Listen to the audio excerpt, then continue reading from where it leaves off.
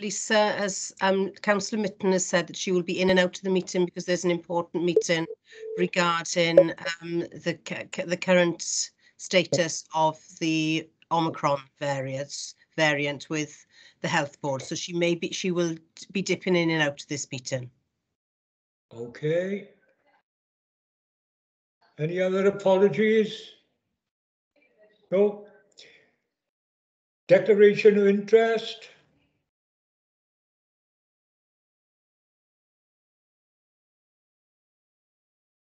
Okay. Item number 3, which is progress update on the RAS strategy, going to be provided, I'm assuming, by Sue. It'll bring members up to date of where we are with the strategy that we all had an input to right at the very beginning.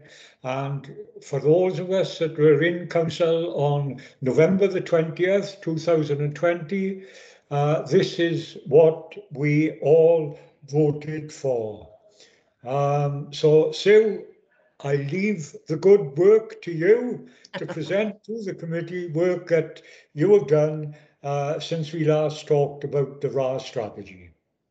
Okay, I suppose this works quite well, doesn't it, bringing this to this meeting, considering that we do have an nesting inspection at the end of January, so it actually supports your understanding of where we are in relation to the strategy, moving forward. It starts by actually saying, as Councillor Jones has said, that it was approved in council in November 2020. I think what the key thing for us is not just a learning department strategy. It does actually impact on other service areas and wider partners outside the council. I think that's important to note. We have shared the ambitions of the strategy with third sector organisations, with members of the Welsh Education Forum, and you can also find a summary of the strategy which SAFE actually did, our performance manager, on the learning department area of the council website. And we did a lot of work in the week beginning October the 8th, which actually shared some of the work that we've done around the RAS strategy in our Spotlight on Education Week, including a very sort of long but challenging question time event, which we did with our young people. I'm not sure if Tom is on the call, but certainly some of those questions were quite sort of detailed and quite sort of in depth. I think we've said where we are, and I think we've said it previously that performance has languished within the council for too long. There have been peaks, but whatever we've been doing hasn't been sustained. So the actual intention behind the RAS is to get that sustainable school improvement across our primary schools and across our secondary schools. So what have we actually done besides responding to the immediate needs of the pandemic?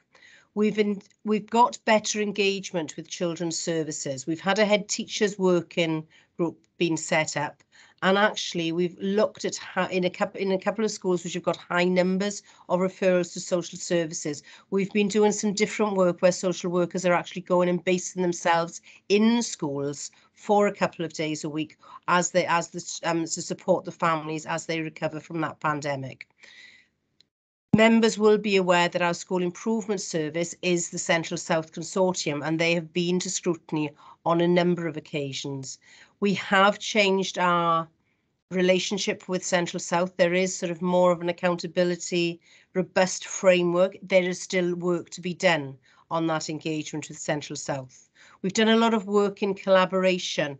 The Chair and the Cabinet member know that we've sit on our education partnership panel, where you've heard a lot about our Business and Education Together partnership, which includes a lot of external partners from Economic Growth, from Careers Wales, and from First Campus in the University of South Wales, as well as businesses. We've got a governors strategic working party for secondary governors, specific sort of looking at specific issues relating to secondary schools. And they've done 2 pieces of work, one on well-being, and the most recent work on community schools.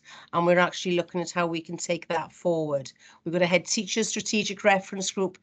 Jeff is here, has sat for a long time on the school's budget forum. They look at budget and sort of that sort of finance, but we've set up a different head teachers group to look at other strategic elements that we look at within the local authority. And we're quite proud of the next one, which was the link with Jesus College for Year 8 pupils, and actually seeing how we can support those children moving forward. And certainly that links with Lisa, and with the work that we're actually doing with the college. We've been very fortunate through the capacity exercise to have some increased capacity in the department, which allows us to be able to sort of further sort of meet the ambitions of the RAS.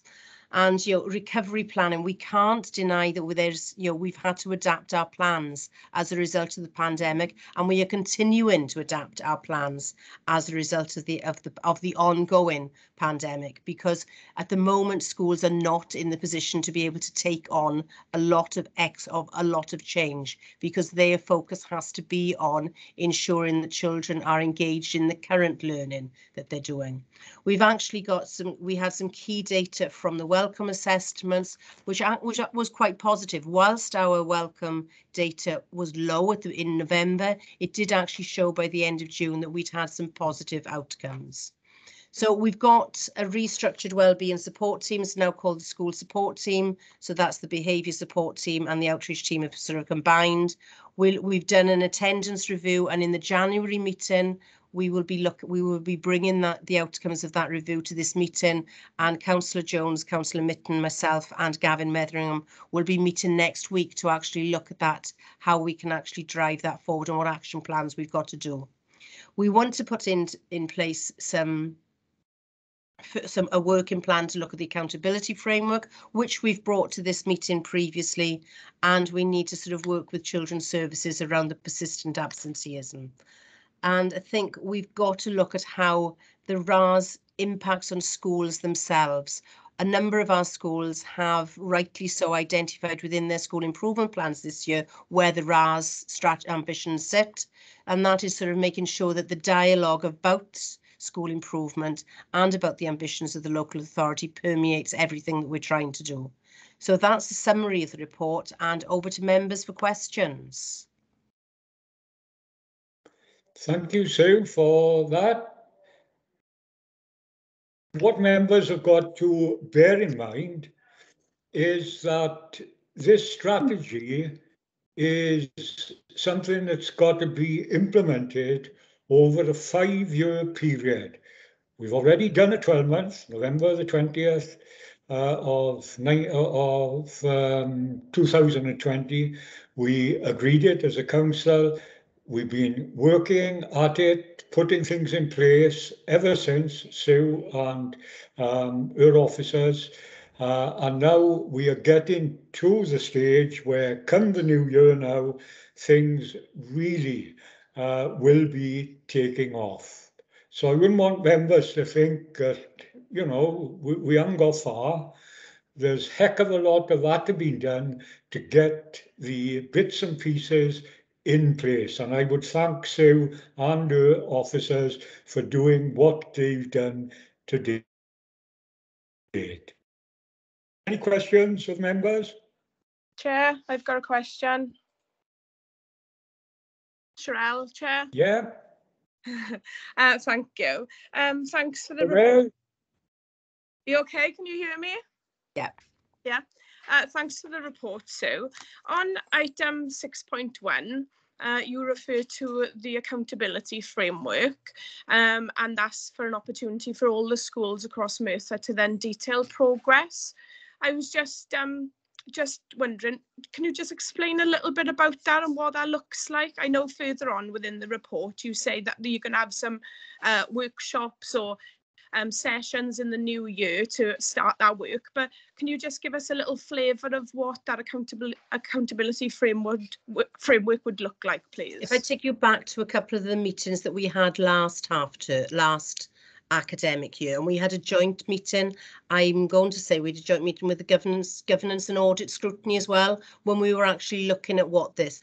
So that's where we are. It's that sort of work that I'm talking about. What we've done, we've had it, and we've had a sort of a jerky start to this, because we started it last academic year, and then it didn't take. In September we had meetings plans which didn't take place because of sickness. Now my new head of wellbeing, head achievement has come in. She's going to drive this forward now with the local authority, with the consortium. So we'll be able to bring that back to you probably at the in the next,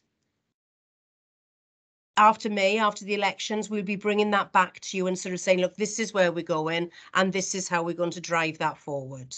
Okay, fab.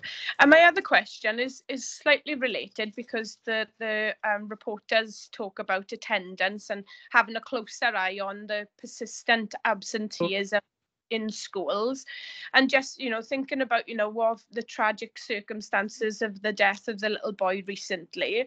Do we know from a local authority perspective how many families have still opted for home learning since the pandemic? Because I'm sure I won't be alone in asking, you know, for reassurance that the children who are now not being seen in school have got some sort of safeguarding in place, or someone checking in on them. And I just wanted to raise that here as well, please. Our figures for elective home education actually haven't gone up. Right, okay. I know they have done in a lot of other local authorities. Yeah. They haven't. Our persistent absenteeism is still higher than where we would want it to be. But what we've got is the family liaison officers liaising with those families, and also our EIOs liaising with the families. A number have come back to school, not enough. Well, you know, not enough children have returned to school.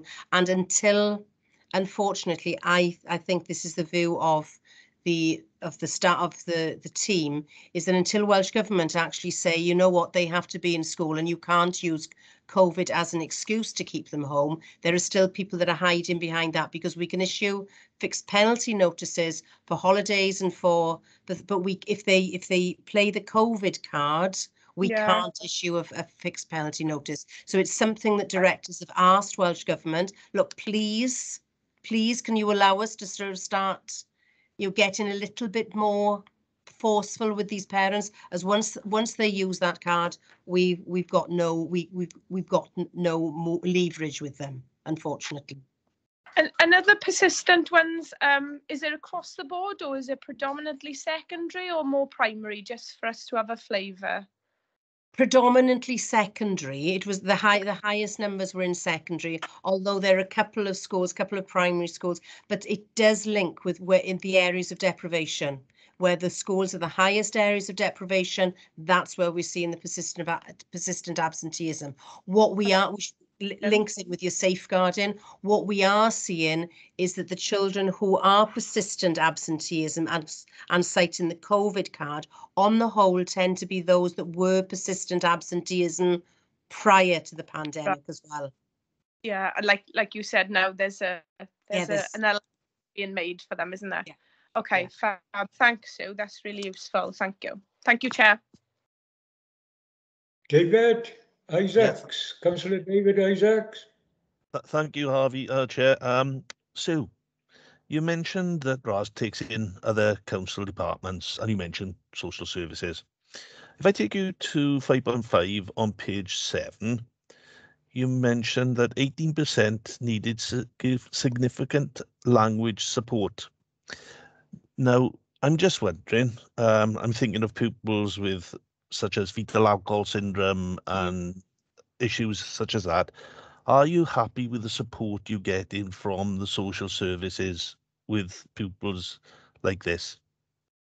I think I am happier. I think that's the easiest way to actually put it, Councillor Isaac. What we've seen, you know, as a result of and I think the pandemic has brought the council and council departments closer together. So what I will say that I'm happier with the support that we are seeing for our young children through our vulnerable panels, and there's still work in progress to be done. I think there's far closer working relationships between my department, between the education department now and social services, especially with the head of children's services. I think with Gavin there are closer links now with the head of children's services and myself. So I'm not going to say I'm happy, but I'm definitely happier with the support that we're actually getting moving forward. Is there anything that you'd like to see that we as a panel could help you with? I'm just wondering if actually, because we did it previously where we had a joint scrutiny on, and it was on CLAR pupils. I wonder if we have a joint scrutiny on vulnerable learners and how we, as two departments, we are working together on that prevention agenda to ensure that the children get the young people get what they need. Yeah, so if you feel that you need to bring it to this panel, I'm sure the chair could back me up on this, saying that we'll do anything to support you and that. Thank you, Councillor Isaac. Thank you. Okay, David? Yeah. Jeff, I noticed you had your hand up earlier on. Yeah, Councillor Jago asked my question, which is fine. No problem. It was on persistent absenteeism.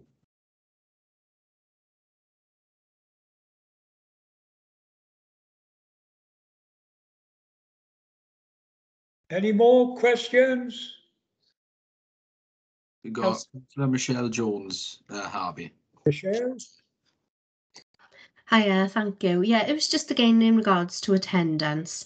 Do we know how we are comparing at the moment with other schools, or is this data being taken away from us now? This data is taken away from us now. We don't actually have that comparison with other local authorities anymore, Councillor Jones. Okay, thank you.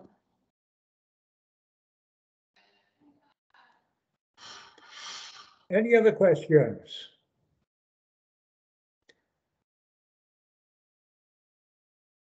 No? Any observations? No? Okay, if there are none, the only issue that I would bring out at this point in time is in the report, so you talk about attendance being what it is within the report. It's fair to say, and it's fair to say thank you, in fact, when you notice that the primary percentage is, I think it's 91.1, something like that. Now that's not far below the Welsh average, not far below the target issued by the Welsh Government of 95%. So, you know, considering that we've been going through the pandemic, I think to have that sort of level of attendance, pretty good. And I think the heads of certainly the primary schools have to be congratulated. I only wish I could say the same about the secondary schools at this point in time, but we all know there's a bigger problem there that you flagged up earlier on. Okay, so if there are no more questions on that, we move on to item 4, which is the Welsh in Education Strategic Plan. And Sue again is going to play her part in that. Am I right, Sue, that Chris Hall is going to be assisting? No, Angharad Jones. Angharad Jones, who's the council's dedicated Welsh language officer.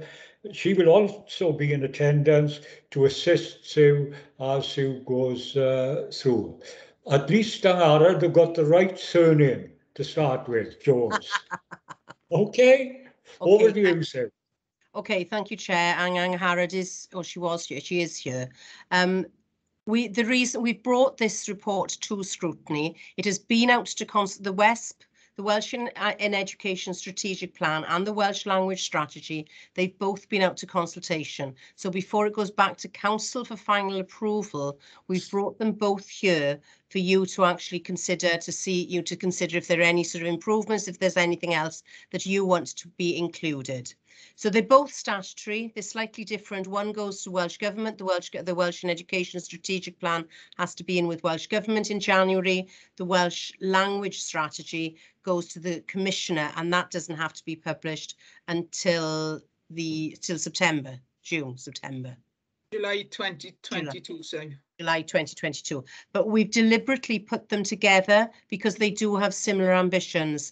And you're a small authority sort of working on a WESP and working on a Welsh language strategy, poles apart, doesn't make any sense when a number of the ambitions are exactly the same.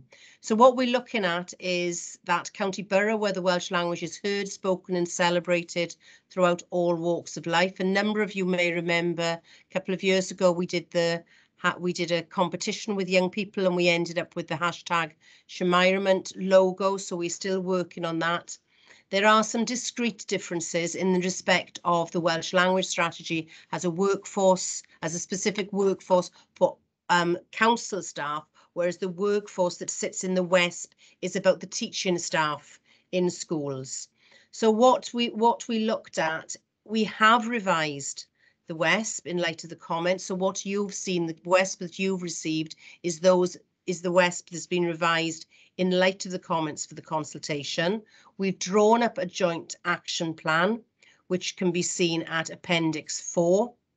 And this needs now to be submitted to the council for approval. So the reason for bringing it here is to consider whether you feel that the WESP as it stands now is a document that you would be happy to go to council for approval, and to actually whether the action plan is identifying the actions that you feel, or is there anything else that we need to add. So it's basically over to members for comments and for any questions.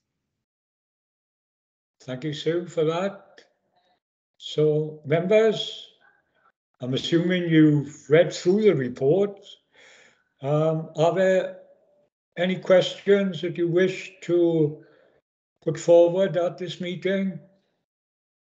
As Sue said, it's going to council anyway, but by the time it gets there, we will have been consulting with people like ourselves to ensure that we've got it right. Yeah. Jeff and Sure. I got a question, Chair. I think Jeff, did you have a question? Carry on then. Yeah, I do. Thank you, Chair. Am I right in saying that this report goes right up to page 58? Is that correct, Chair? Or is page 58 within this report, or am I looking at it wrong? What you've got the report, you've got the overall report, Jeff, Yeah. and there are four there, which is up to page 11, and then you've got 4 appendices. Yeah. So you've got the appendix, you've got the WESP, the Welsh Language Strategy, you've got the WESP, and then you've got the consultation report, and then you've got the action plan. Okay. Chair, do you want to take this down as we go through it, or do you want me to ask the questions as I have them? Do you want to go through page by page, or do you want me to take it just the questions I've got? Questions you've got? Okay, fine. On page 58, so it says about Unison, the main trade union. I don't know if you've got that. Yeah. What sort of resistance are you meeting from them? Because my understanding is that they're a little uncomfortable with it. That's what I'm reading from the report and after speaking to them. And one of the concerns that comes across is the fact that they don't have Welsh as their primary or a substantive part of a language. And I agree that the second language is essential, but they feel that they might be blocked from promotions, etc. Can you just give some reassurance that that's never going to be the case? And I'd expect you to say yes, but I mean, obviously, we have to look at it in a practical consideration. I think nobody is going to be, is going to be stopped from promotion if they don't speak Welsh. What we're looking for is sort of an understanding that we are a Welsh council. We do actually, and we do have a requirement by Welsh Government to increase the number of speakers by 2050. So as a public body, we have a duty to support our officers to increase their understanding of Welsh and their level of competency in Welsh. I think what we've got and what we've had since last year is any new employees coming into the local authority have to actually, within the first 6 months, have to complete an online, very basic Welsh language course.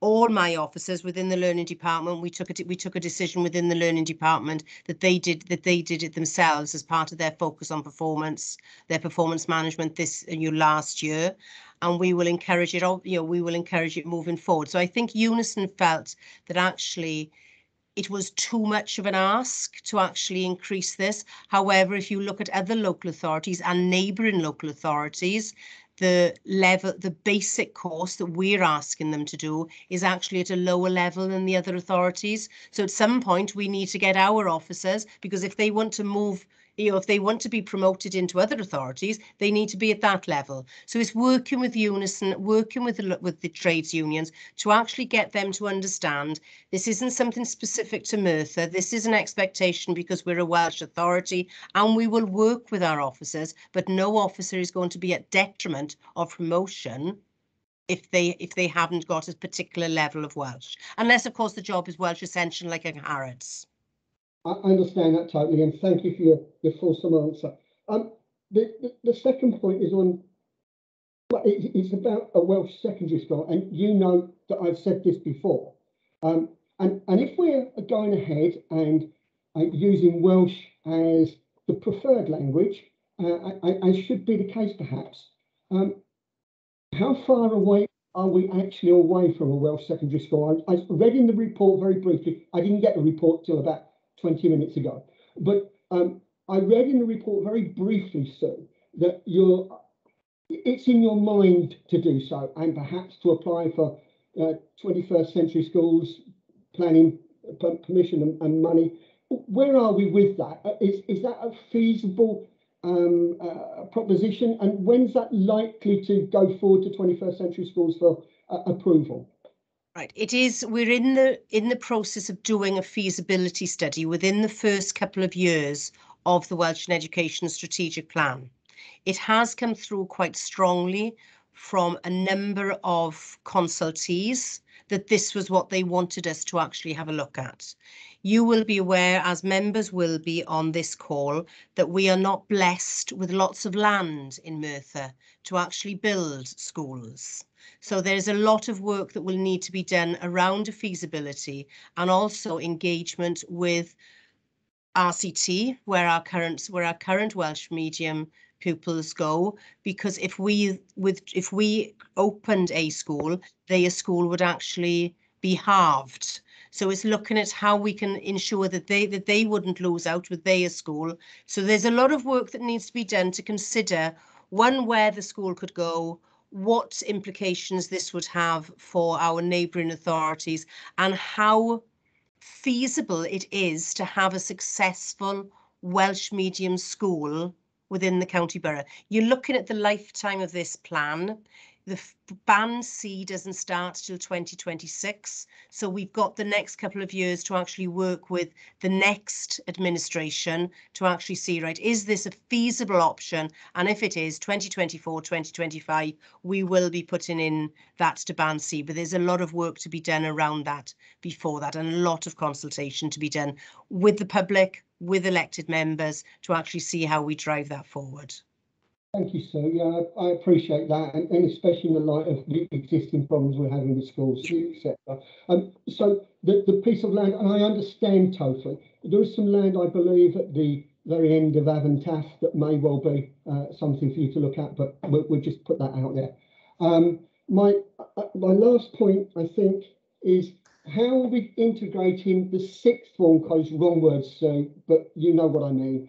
How are we integrating Merthyr College into providing this Welsh continuing education once our students have gone through the primary, the secondary, and then on to sixth form college or further education. How are we going to make sure that the language continues with them?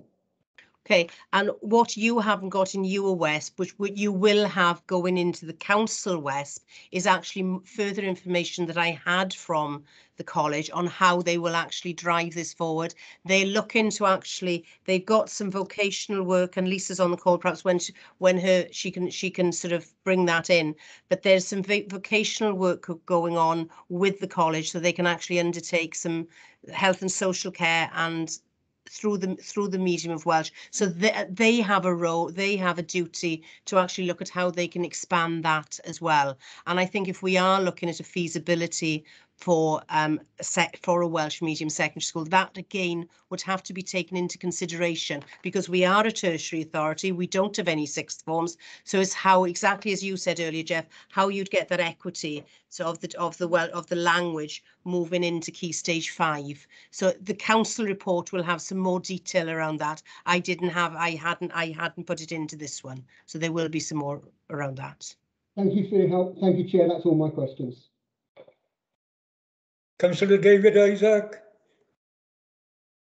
Yeah, thank you. I just picked up on what you were saying about the college, so perhaps it's not a question for yourself, but for the college themselves. They've got some vocational Welsh coming in. I would like to see them do other subjects in Welsh, such as, I know it sounds silly to most people, but maths.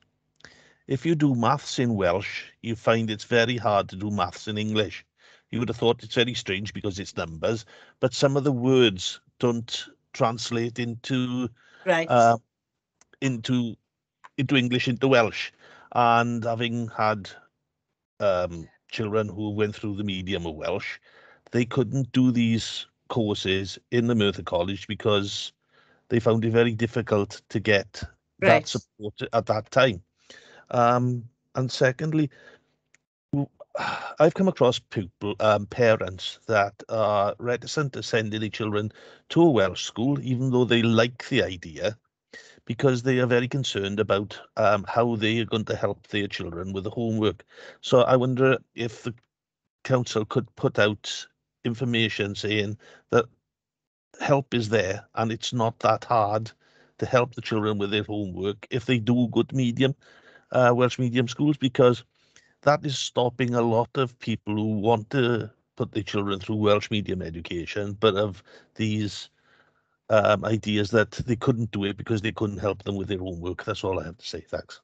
I think we can certainly fit that into the action plan, can't we, Angharad, to ensure that there are family learning opportunities for parents. We've got a Being Bilingual booklet, and Angharad has applied to the council to have a social media presence as well. So I think that's something that we could certainly make sure is in our action plan. But then that is something that we'll expect the two Welsh medium schools and the third one that's opening to actually work with adult community learning to make sure that there's family learning going on for that. So thank you very much for that, Councillor Isaac. Very useful. It's not already there. Thank you. Angharad, before we leave the subject now, do you want to come in on that particular question? Just to say, there are resources out there, and since pandemic and COVID, Ellen Maha, I think is Terry Owino, I believe so, was the national chair of FRAG, which is Parents Over Welsh Medium for Education. And Ellen, in a role as a consultancy, has developed many resources during the pandemic to support English-speaking parents, to support the children with their homework. And that's something that's continually being developed. So I can contact FRAG or Ellen on behalf of the council to follow information up. And hopefully, fingers crossed, we'll get the Facebook page for the council. And Ceredigion and Wrexham have developed pages to support parents with helping children with their homework. Thank you for that. Now, I can see a hand up there, or Sherelle, I can see your hand up, so you can come in first. Yeah, just it's more of a Claire. Sorry, Harvey. Yeah. It's more of a comment, it is. Just, I completely agree with the WESP from reading it. Just, we've got to make sure that we're buying in as an authority to Welsh education, I think, isn't it? We shouldn't really be seeing it as an alternative option. If you look at the local authorities, in some authorities, it is one of the main options, you know, and even if you've got parents like myself and my husband who don't speak Welsh, your children can achieve really, really good qualifications, good grades in Welsh education. So I think we've just got to really sell it and as an authority buy into Welsh education as well, isn't it? And as Angharad said, there are resources out there for parents. That we have a lot of things put forward for the Welsh school in Siarter Iaith and parent courses and things through Zoa Chapel as well. You know, we've got a lot of parenting courses out there, and as you said as well, RAG as well is quite a lively group, isn't it? So yeah, we've just got to not see it as a second option, but as a very viable option for our children, because the benefits of bilingualism is massive for children, and especially children in our area who could really do with maybe a little bit more stretching as well, isn't it? So yeah, I agree. Thank you for that, Claire. And Sherelle, finally. Thank you, Chair. Yeah, I absolutely agree with Claire. And my question or comment, if we can't do anything about it, is around the action plan, really. So in the south of the borough, particularly in my ward in Bedlinog, we have got quite an active Welsh community. And what would be wonderful to see is, like you said, the use of the use and the promotion of the Welsh language right at the early stages. So, you know, I don't know if the local authority put some funding into Mudiad Maithrons anymore, or whether they self-funded, I'm not sure. But, you know, in terms of needs in communities, I'd say there's certainly a gap in terms of providing preschool parent and toddler group sort of facilities through the medium of Welsh, particularly in the Lower Valley. I think that there's a definite gap there. And especially when you look at the data of how many children go to Welsh medium schools from Bedlinog. And like Claire said, if you can start that introduction to the Welsh language much earlier, i.e. 1 and 2, then, you know, it does wonders for the children's speech, language and communication, both English and in Welsh. So I would certainly, you know, if there's any way we can look at it, putting something like that into the action plan, that would be ideal. But I thought I'd just raise it. We have got the expansion of Mudiad Maithrin in the action plan.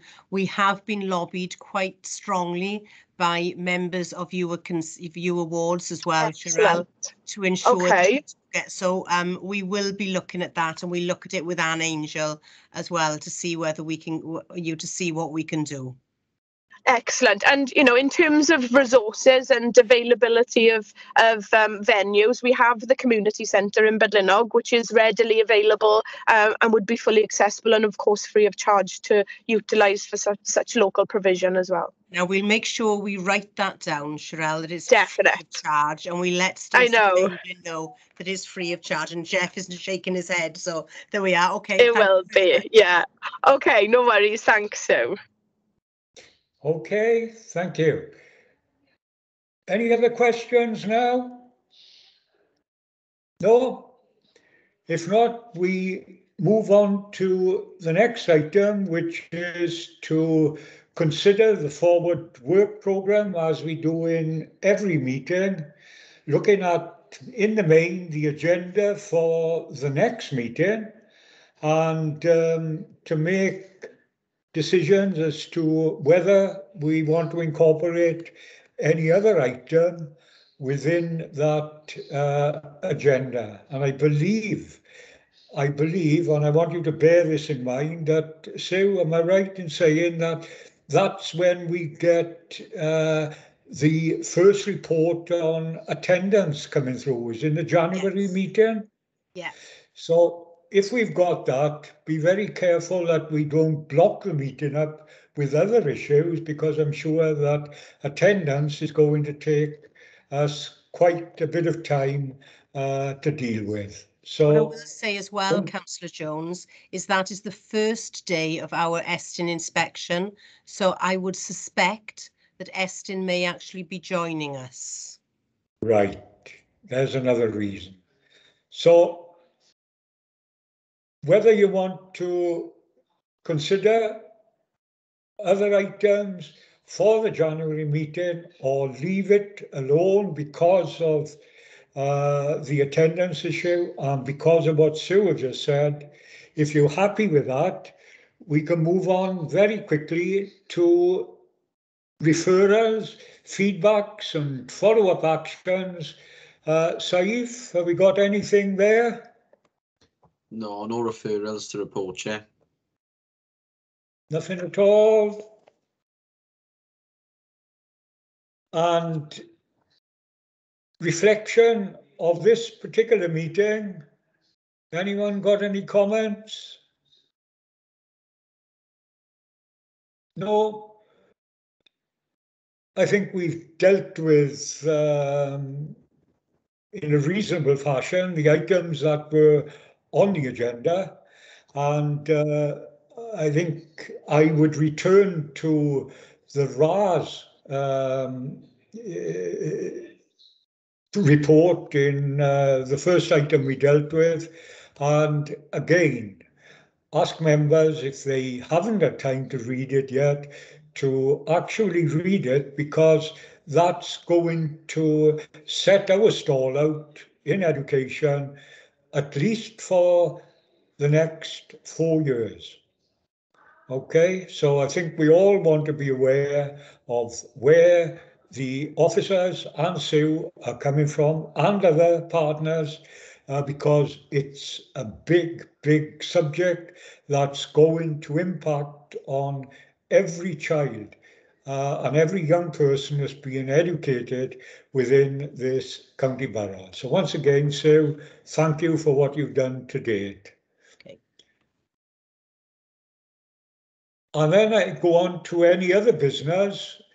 No business as such, which takes me on to something outside this agenda, which is item number 9, information being presented by the principal of Merthyr College, Ms. Lisa Thomas. That's going to concentrate on, well, in the main, if I'm reading it right, it's going to concentrate on the Year 8, which